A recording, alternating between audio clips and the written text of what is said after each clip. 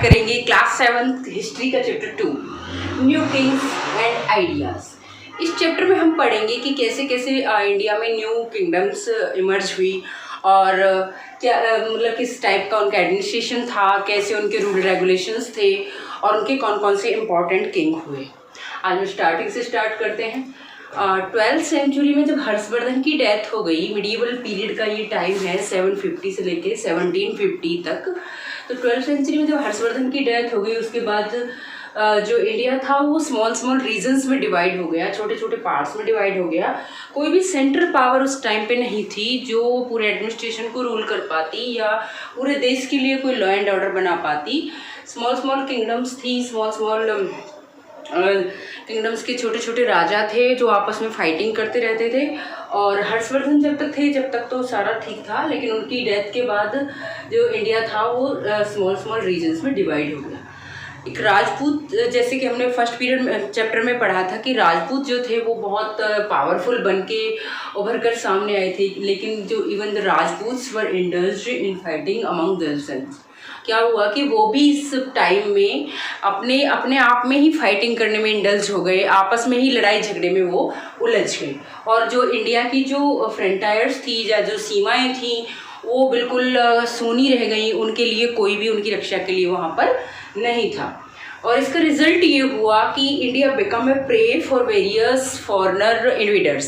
जो इंडिया था वो बहुत सारे फॉरेनर जो घुसपैठिए थे या जो ट्रेड करने वाले थे उनके लिए एक प्रे, मतलब कि एक शिकार की तरह बन गया। लोग यहाँ पे आते, सीमाओं की कोई रक्षा करने वाला नहीं था तो दे अटैक ऑन इंडिया और they enter in India without any permission and establish their trade etcetera.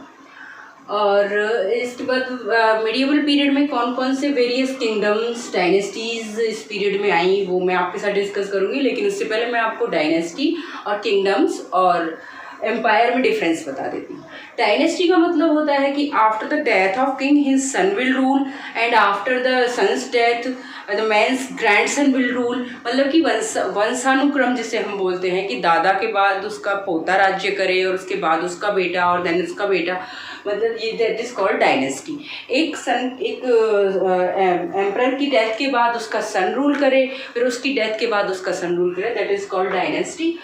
What is kingdom? Kingdom means the particular area where the kings or the queen rule. Kingdom वो particular area जहाँ पे king या queen rule करते हैं, that is called kingdom. Then empire, various kingdoms, जब बहुत सारी जो kingdoms होती हैं they emerged in a single unit that is called empire। जब बहुत सारी किंगडम्स मिलकर एक इकाई बन जाए या एक यूनिट बन जाए उसको कहते हैं एम्पायर। वो ज़्यादा बिगर होता है, किंगडम स्मॉल होती है, लेकिन एम्पायर जो होता है that is much more bigger than the kingdom. First of all we will read about Palas. सबसे पहले कौन से किंग्स या कौन सी डायनेस्टी इमर्ज हुई?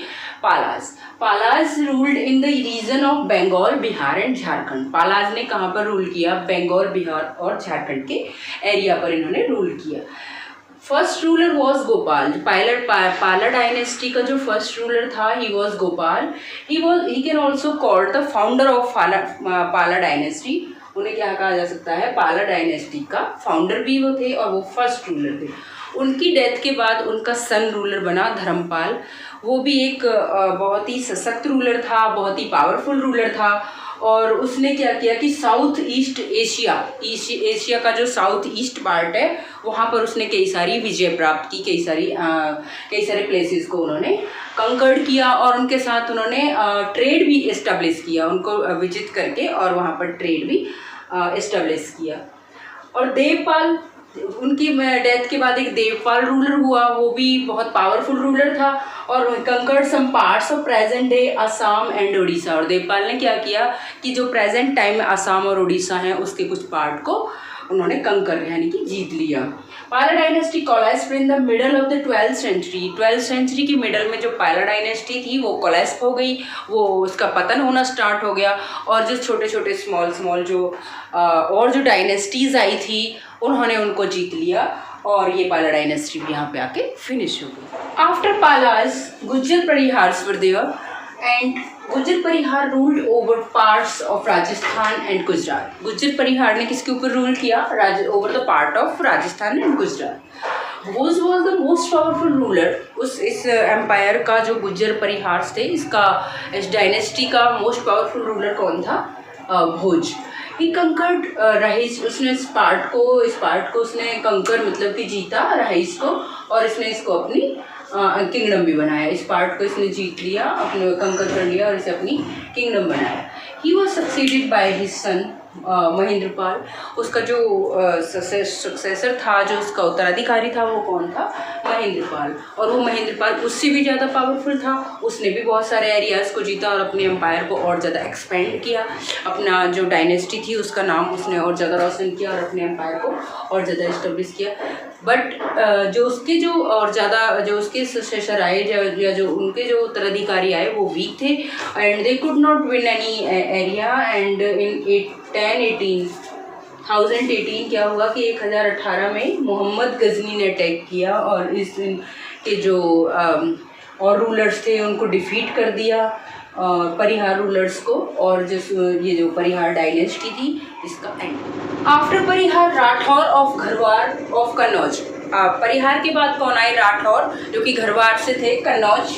और इन्होंने कब से कब तक रूल किया? They ruled from 1090 to 1192. उन्होंने 1090 से लेके 1192 तक उन्होंने क्या किया? रूल किया. और उसके then after them Paramaras of Malwa Bhoj. उनके बाद परमाराज आए जो कि मालवा भोज से थे, और वो भी काफ़ी पावरफुल रूलर्स उस किंगडम के थे. और उन्होंने किसको अपनी कैपिटल बनाया? उन्होंने धार को अपनी कैपिटल बनाया. They established one temple also. The name of the temple is Nilapantheshwaram. जो नीलापंथेश्वर था, उन्होंने ये टेम्पल एस्टेब्लिश किया, और ये टेम्पल कहाँ पर है? Udaipur, Rajasthan. Then after them Paramaras of Kannauj. ये जो परमाराज थे ये मालवा भोज से थे, और ये जो परमाराज हैं ये कन्नौज से हैं. और इनके बारे में ज़्यादा कुछ नहीं एक्सप्लेन किया, बस इतना बताया है आपकी बुक में कि दे वर डिफरेंट फ्रॉम गुज्जर परिहार, कि वो जो गुज्जर परिहार थे उनसे डिफरेंट थे. जैसा कि मैंने आपको पहले ही बताया कि इस चैप्टर में हम पढ़ेंगे, या ये जो मिडिएवल पीरियड है इसमें स्मॉल रीजन जो थे वो डेवलप हुए. छोटे छोटे राज्यों का इसमें, स्टेट्स का इसमें इमर्ज हुए, छोटे छोटे स्टेट, और कोई सेंट्रल पावर इसमें नहीं थी. तो सबसे पहले मैंने आपको पालास के बारे में बताया, then Parihar, then Rathore of Gaharwar Kannauj, then Parmar, then Parmar of Kannauj. तो आज की वीडियो में सिर्फ इतना ही. बाकी नेक्स्ट वीडियो में करेंगे. तब तक के लिए